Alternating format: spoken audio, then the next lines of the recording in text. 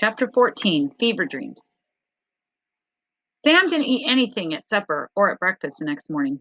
Ma and Pa settled him in some blankets piled on a trunk in the wagon, and he rode there for the next 3 days.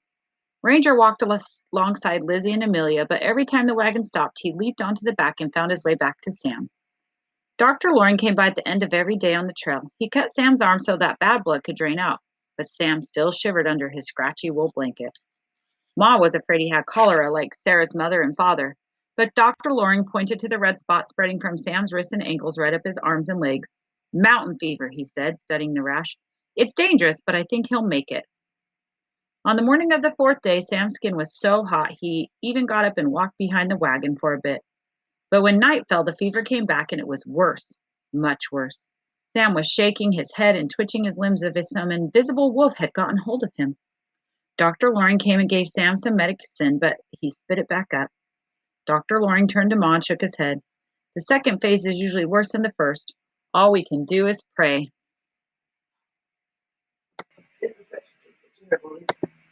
Come on, dog. Get down, Lizzie called. But Ranger wouldn't leave Sam's side. When Luke was sick last year, Ranger had stayed with him the whole time, sleeping beside him in bed. Luke had gotten better. Sam would too. He had to, didn't he? Days passed, but Sam didn't improve. When Sam shivered, Ranger curled up close to him. When Sam cried out, Ranger licked his hand. Mostly, Ranger sat beside him, keeping watch. Ranger heard Lizzie say they were almost to the Oregon Territory. Any day, Uncle Thomas would come down the river to meet them and see them back to the farm. Sam had to get better.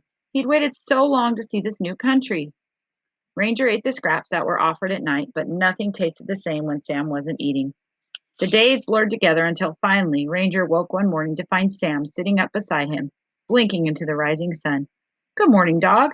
I'm thirsty and hungry, I think. Ranger wasn't sure what Sam wanted, but he understood the most important thing. Sam was back. Ranger barked and Ma came running. She just about smothered Sam in hugs and cornbread.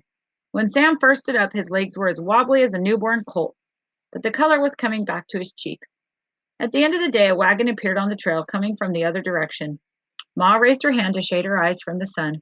William, I do believe that's your brother's team. Lizzie gathered her skirts in her arms and broke into a run. Even though he was still weak, Sam took Amelia's hand and followed Uncle Thomas. The wagon stopped alongside the trail. A sturdy-looking man jumped from his horse and came running with a floppy-eared dog alongside him. Uncle Thomas looked a little older than Pa, with the same scruffy red hair and green eyes. He rushed up to the Abbott's wagon, hugging Ma and fussing over the baby and telling Amelia how grown up she was.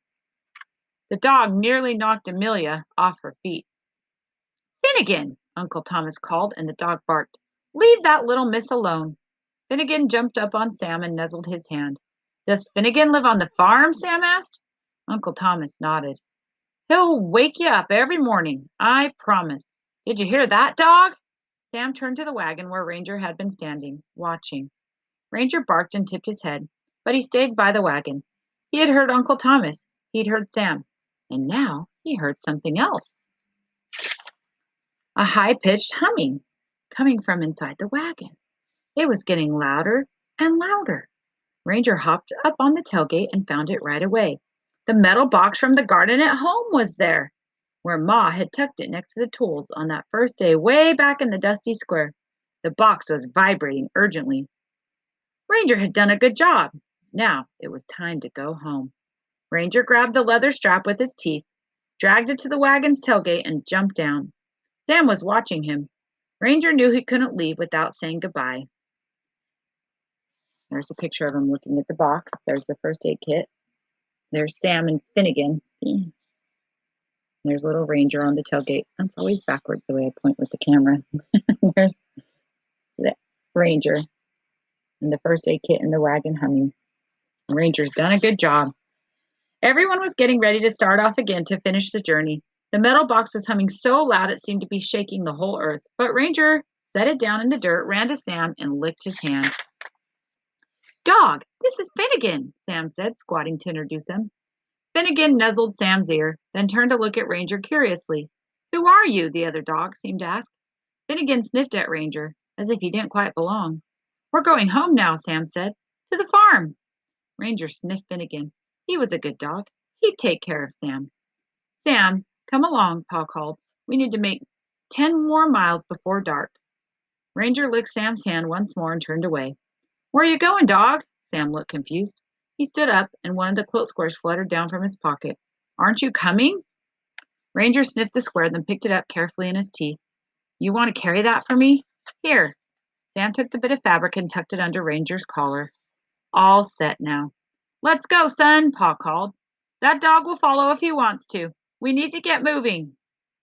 But Sam didn't move. He watched Ranger trot back to the first aid kit and sit down.